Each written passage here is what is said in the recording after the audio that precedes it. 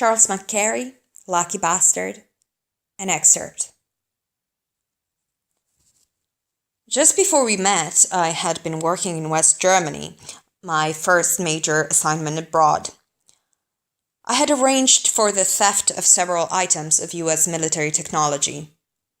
Over a period of months, these articles were removed one by one from an airbase, dismantled, measured, and photographed, then returned. So far as I was able to tell, the Americans never knew that they had been missing.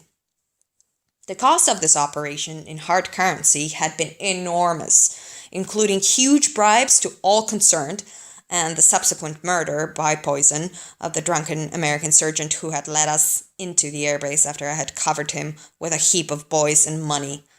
All the same, it had been cheaper than developing the technology ourselves, so my superiors were pleased with me.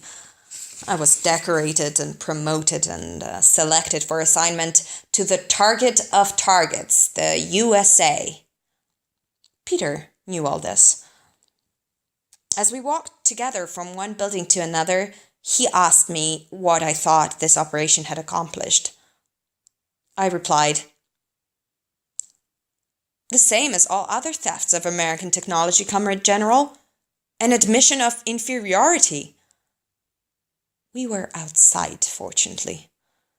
It was snowing, big, wet, theatrical flakes falling between us so that I saw him, an unreal figure to me anyway, as through a scrim.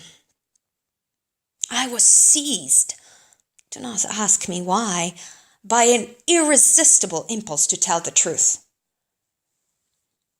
I replied, knowing that I was probably writing my own death warrant, that the Soviet intelligence apparatus had spent trillions since 1917 to steal inventions from the West.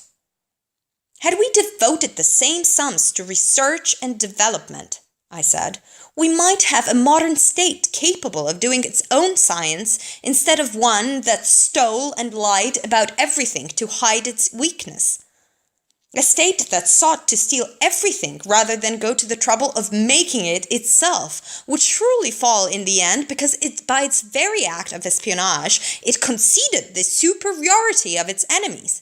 Correctly, because such a state had no intellectual or moral core and therefore no reason to exist.